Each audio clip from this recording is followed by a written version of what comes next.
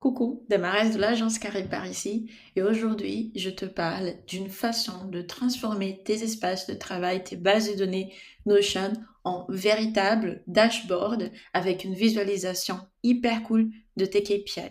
On a découvert ça parce que on a vu que la plupart de nos clients, voire tous nos clients, avaient besoin de décompter des informations de la productivité de leur équipe automatiquement.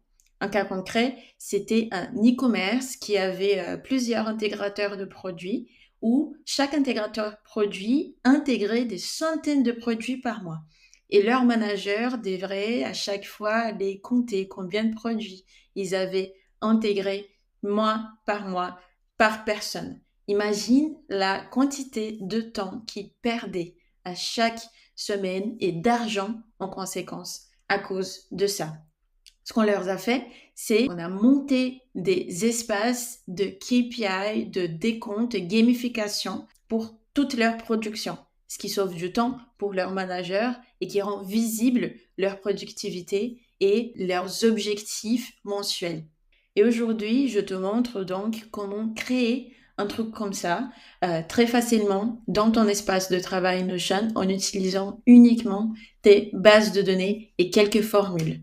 Let's go. Et voilà, notre nouvelle page, ce que j'aime faire à chaque fois, c'est de mettre pleine largeur.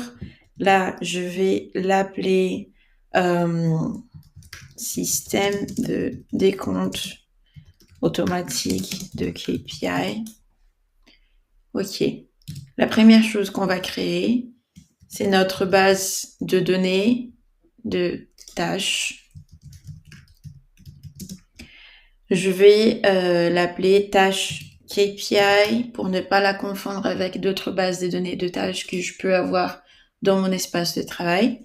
Et je vais aussi créer une base de données projet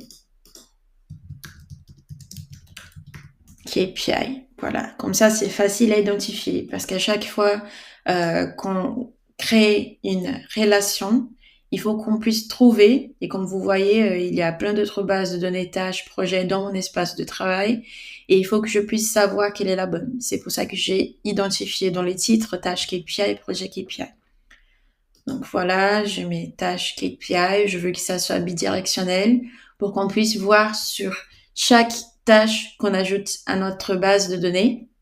Je veux qu'on puisse savoir quel est le projet qui l'héberge. Donc, je vais mettre une relation bidirectionnelle et dans la base de données tâches, je veux que ça s'appelle projet. Projet. Et dans tâche, là, je veux pas que ça soit tâche KPI, je veux que ça soit uniquement tâche. Ensuite, ce dont on a besoin pour les tâches, on a besoin de savoir quelle est l'échéance. C'est important pour savoir quand on est en retard, pour la formule en retard. On a besoin de l'heure de démarrage. Donc, encore une base de données date pour le start. Et j'ai besoin encore d'une date pour le end. Comme ça, je peux ajouter un bouton pour le moment de démarrer la tâche et un bouton pour le moment de la terminer, ce qui va nous permettre de savoir exactement combien de temps j'ai passé sur cette tâche. Et ensuite, sur la base de données des KPI, je peux afficher avec une formule le temps passé sur chaque tâche. Prochaine propriété ici, c'est responsable. Je vais mettre personne. Responsable. Oui. Prochaine propriété, sélection multiple. Ça va me permettre de savoir le niveau d'importance de chaque tâche. Donc, en fait, je ne veux pas une sélection multiple, je veux une sélection. Et je vais mettre importance. Parce que dans ma base de données de tâches, je veux que ça fonctionne aussi un peu en tant que matrice d'Eisenhower. Donc, basé sur l'échéance, je peux après ajouter une formule pour que ça me donne l'urgence, le niveau d'urgence de la tâche. Et importance, c'est quelque chose qu'on devra remplir manuellement, mais qui va donner le niveau d'importance de la tâche. Donc, importance, c'est nous qui définissons. Urgence, c'est par rapport à la date d'échéance de la tâche. Donc, pour importance, je vais mettre I1, I2, I3 et I4. Donc, I1 étant le plus important, I4 le moins important. Ensuite, ce qu'on veut sur cette base de données de tâches, c'est les statuts état. Voilà, que je vais laisser tout simple comme par défaut. Ça me suffit. Et ensuite, on va ajouter les boutons. Hop, je vais chercher ici, plus facile, boutons, pour avoir le start et le end. Hop, modifier la propriété start. Je veux que ça soit l'heure de déclenchement. Mettre tout en anglais. Et le bouton end button qui va modifier la propriété end et je veux aussi que ça soit l'heure de déclenchement. Et il faut comprendre là qui est échéance, start et end, c'est pas la même chose. Je pourrais même ajouter ici, hop, date, time blocking. À quoi ça sert? J'aime bien donner cette option à mes clients, c'est d'avoir différents types de dates dans leur base de données de tâches. L'échéance, c'est la date dans laquelle la tâche doit être terminée. Time blocking, c'est le temps que je veux dédier à l'exécution de ma tâche. Parce que comme ça, après avec Notion Calendar, on peut voir sur quoi est chacun, comment on utilise, comment est notre emploi du temps. Et ensuite, avec le start et end, on peut après voir le temps passé sur une tâche. Et ça peut être très utile dans des entreprises qui travaillent avec des forfaits au temps passé. Et voilà l'intérêt d'ajouter tout ça. Maintenant, on va ajouter une formule qui va nous donner l'urgence. Et je veux aussi une formule pour le temps passé. Parce que après, si on a le temps passé déjà calculé ici, ça sera plus facile sur la base de données de projet de tout simplement ajouter tout ça. Alors pour le calcul de l'urgence, j'ai mis cette formule que je peux vous expliquer, que je vais mettre dans la description de cette vidéo. Si vous voulez la copier et coller, mais je vous explique pourquoi j'ai décidé de faire comme ça. J'ai utilisé la fonction ifs parce que ça me permet de cumuler des conditions en lieu d'à chaque fois ajouter une formule if à chaque fois. Donc là, si je donne la première condition, le premier résultat vrai. Ensuite, condition, résultat vrai, jusqu'à la fin, où je donne le résultat de l'échéance. Au cas où c'est pas aucune des premières conditions, on respecte la dernière. Donc voilà pour la formule de l'échéance. Ce que je veux, c'est que si le résultat entre la date d'échéance et aujourd'hui est plus petit que 0, que ça dise que ma tâche elle est en retard. Donc c'est ce qui dit ma première ligne de formule. Il faut savoir aussi que quand on travaille avec les formules, il faut toujours partir du résultat le plus petit au résultat le plus grand pour que ça fonctionne. Parce que sinon, à chaque fois, le résultat plus grand va override, ça va surpasser et les résultats plus petits ne vont jamais s'afficher. C'est pour ça qu'il faut commencer par les résultats numériques plus petits et ensuite progresser vers le plus grand. C'est pour ça que j'ai commencé avec le moins de 0 et ensuite entre 3 et 0 jours de l'échéance, Et ensuite, on avance à une condition qui est si l'importance de la tâche n'est ni I1 ni I2, c'est-à-dire c'est I3 ou I4, ça ne va pas me retourner tâche en retard ni tâche urgente. Enfin, tâche en retard, oui, si ça fait plus si on n'a pas respecté l'échéance, s'il fait moins de 0 jours de la date d'échéance, ça va donner tâche en retard, mais ça ne va pas me donner tâche urgente pour les tâches qui ne sont pas prioritaires. Ça va donner revoir l'échéance. Pourquoi je fais comme ça? Parce que je ne veux pas que les tâches qui ne sont pas prioritaires soient traitées en tant que prioritaires. Si on s'approche de la date d'échéance pour ces tâches qui ne sont pas prioritaires, on va tout simplement changer la date d'échéance ou sinon on revoir leur niveau de priorité. Ensuite, si on a plus de 3 jours jusqu'à la tâche, on dit que la tâche est non urgente. Et si la tâche elle est marquée en tant que réalisée, terminée, on va avoir tâche réalisée, bien jouée. Donc voilà pour la formule d'urgence. Donc uniquement notre formule temps passé, je vais la faire simple. Donc date between now, donc date between une date et une deuxième date, et on va choisir quel est le critère, quelle est l'unité de temps qu'on va utiliser pour décompter le temps entre deux dates. Donc là, entre le start et le end, et je veux que ça soit in minutes. Hop. Minutes.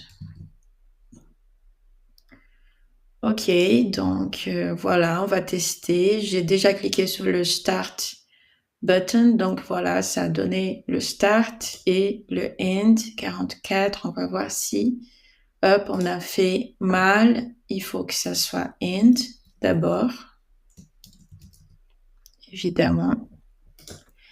Et ensuite, Start, que ça soit pas négatif. Voilà, 7 minutes. Je veux pas qu'il y ait du texte, je veux qu'il y ait rien d'autre pour justement faciliter quand on va passer sur la base de données de projet le décompte total de temps des tâches, de l'ensemble des tâches d'un projet. Donc si j'ai 10 tâches sur un projet et sur chaque tâche j'ai passé 10 minutes, à la fin, je peux dire que j'ai passé 100 minutes sur le projet, ce qui va me permettre de facturer temps. Je peux aussi ajouter la formule facturation directe. Donc, on passe directement à la base de données projet. Je veux qu'il y ait un status. Non, je veux juste une propriété de sélection et je veux que ça soit type pour que je sache qu'il s'agit d'un projet sélection. C'est ici, ajouter une option qui ça soit un projet interne ou sinon projet client ou sinon projet partenaire. Ok. Je veux ensuite ajouter ici une agrégation parce que je veux savoir quel est le type de projet à qui ma tâche répond. Donc, relation projet, la propriété que je veux, c'est type. Et je veux juste afficher l'original. Ça va me permettre aussi de filtrer par type de projet. Donc, si je veux créer une page où il y a que les projets clients avec les tâches des projets clients, je peux utiliser cette agrégation pour le filtrer et ne voir que les tâches des projets clients ou sinon des projets internes ou sinon des projets partenaires. Pour ma base de données des projets, je veux une start date, démarrage du projet et hop, offboarding. Comme ça, je sais si dans le futur, je veux savoir quelle est la durée moyenne de mes projets et par type de projet. Donc, si je veux savoir combien de temps mes clients restent, ça va me permettre de savoir ça aussi. Donc là, et je veux aussi un statut, état, pas commencé, en cours et offboardé. Je vais mettre ça en gris. Pas commencé, je veux que ça soit un cours onboarding. Parce que en fait, il n'y a pas des projets qui ont été signés et qui ne sont pas commencés. Dès qu'un signe, normalement, dès qu'un projet est signé, il démarre. Donc, soit c'est en cours d'onboarding, soit c'est déjà en cours, et sinon c'est offboarding. Parce qu'il n'y a pas un projet qui est terminé. Le but, c'est que les projets aient une durée les plus longue possible pour l'intérêt de l'entreprise, pour l'intérêt du client, en fonction du service. Mais normalement, c'est ça. Il faut que le projet dure le plus longuement possible. Donc, on ne met pas terminé, c'est pas le but. Et on ne met pas commencé parce que c'est pas le but non plus. Maintenant, on veut une formule ici pour savoir temps passé sur le projet. On veut aussi une formule pour savoir s'il y a des tâches en retard. Hop, je corrige ça. Tâches en retard. On veut une formule pour savoir le nombre de tâches du mois en cours. Et voilà, on va savoir le temps passé sur le projet, la quantité de tâches en retard et le nombre de tâches pour le mois en cours. Donc là, on passe à temps passé sur le projet. Ce que je vais faire ensuite, c'est ajouter une agrégation du temps passé total qui va me permettre très facilement de additionner le temps passé, plus d'options, je veux la somme. Donc ici, si j'ajoute une autre tâche, j'ai ajouté le start. Entre-temps, j'ajoute ici les 2 pages. Voilà.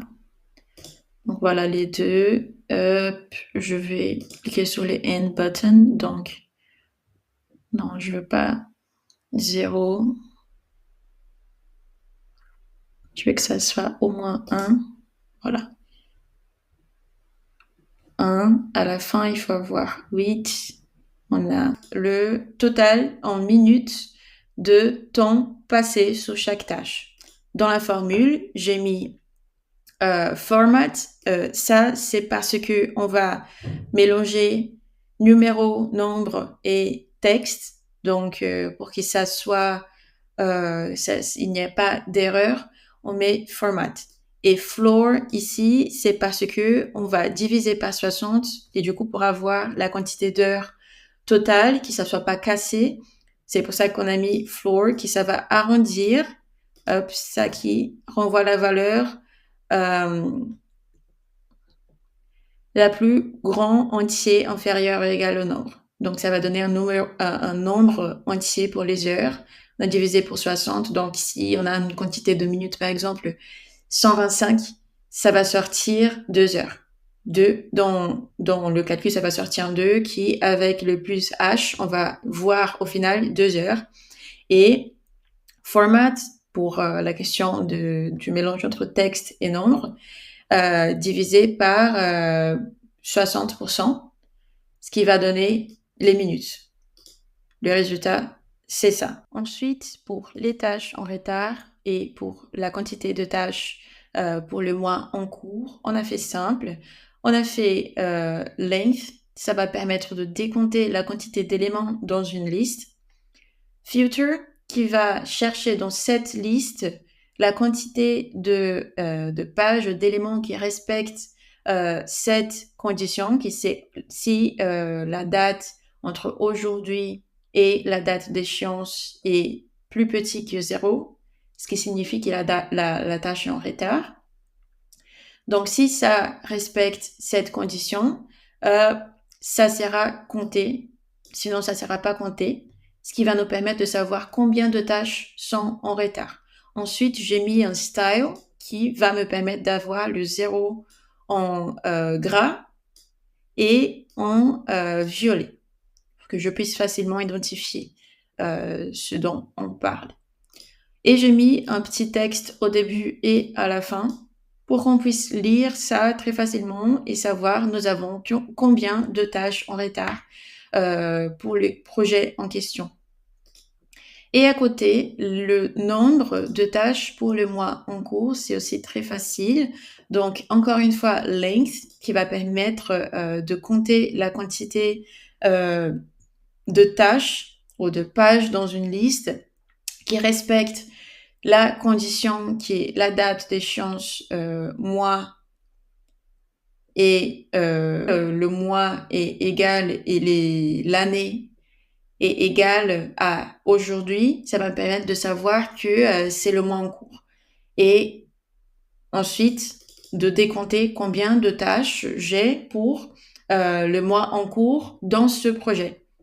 À côté, je mets un style en gras et en orange pour avoir à la fin ce résultat-là. Ce que je veux au final, c'est pas d'afficher ça comme ça. Je veux que ça soit en disposition galerie. Je veux pas voir le contenu, donc je mets aucun. Et à côté, les propriétés que je veux voir, c'est uniquement les formules. Donc la quantité de tâches pour le mois, tâches en retard et temps passé sur le projet. Temps passé sur le projet, je vais peut-être modifier pour ajouter un petit texte. Temps passé. Ne pas oublier les espaces pour que ça puisse ne pas être tout collé à la fin. Plus ça, et je veux que ça soit en gras, donc je mets style et à la fin je mets cocher mais B pour que ça soit en gras. Et est-ce que je mets autre chose? Je vais mettre peut-être un underline. Non, ça n'a pas marché, underline. Je vais peut-être mettre gris, background. Comme ça, je ne sais pas si vous arrivez à le voir. Ah non, c'est parce que évidemment, j'ai mis en français. Is gray backline. C'est très subtil parce que mon fond est en noir, donc je vais peut-être mettre bleu. Comme ça, on voit mieux. Le résultat que je voulais est là, mais en fait, c'est trop collé. Donc, je vais ajouter N. Et du coup, ça va me mettre un espace en dessous. Je vais faire pareil ici. Et voilà, on a tout joli. Et si j'ajoute une autre page, ça va faire pareil. Et à chaque fois que j'ajoute des tâches à ma liste du projet, ça va s'afficher comme ça. Donc, vous avez compris. Pour avoir une visualisation comme ça, il faut une base de données où on va cumuler les informations. Par exemple, qui là, c'est la base de données de tâches, où on va cumuler les temps passés, on va savoir la quantité de tâches, on va voir quel est le projet qui est lié à cette tâche. Donc, une base de données qui va servir en tant que base d'information et une autre base de données où on va relationner et créer ces formules qui vont nous afficher à la fin le décompte automatique de ce qu'on veut afficher sur la base de données, la première dont on a parlé. Donc, c'est basiquement ça qu'il faut faire. On utilise des formules À chaque fois que vous avez des doutes sur les formules, il y a plein de ressources en ligne, mais il y a surtout ChatGPT qui peut vous aider avec les formules. Donc, vous cassez pas la tête avec des choses que ChatGPT peut faire à votre place. Coucou, Damarès de l'agence Carré par ici, et aujourd'hui, je te parle d'une façon de transformer tes espaces de travail, tes bases de données Notion en véritable dashboard avec une visualisation hyper cool de tes KPI. On a découvert ça parce que on a vu que la plupart de nos clients, voire tous nos clients, avaient besoin de décompter des informations de la productivité de leur équipe automatiquement. Un cas concret, c'était un e-commerce qui avait plusieurs intégrateurs de produits où chaque intégrateur produit intégrait des centaines de produits par mois. Et leur manager devrait à chaque fois les compter combien de produits ils avaient intégré mois, par personne. Imagine la quantité de temps qu'ils perdaient à chaque semaine et d'argent en conséquence à cause de ça. Ce qu'on leur a fait, c'est qu'on a monté des espaces de KPI, de décompte, de gamification pour toute leur production, ce qui sauve du temps pour leurs managers et qui rend visible leur productivité et leurs objectifs mensuels. Et aujourd'hui, je te montre donc comment créer un truc comme ça très facilement dans ton espace de travail Notion en utilisant uniquement tes bases de données et quelques formules. Let's go! Voilà ce que je voulais vous montrer, un système simple, tout connecté, qui permet d'avoir des décomptes automatiques de votre productivité, de la productivité de votre équipe, de stats, de ce qui se passe dans votre entreprise. C'est pas hyper difficile à faire. Au pire, vous pouvez utiliser ChatGPT pour qu'il vous donne les formules correctes.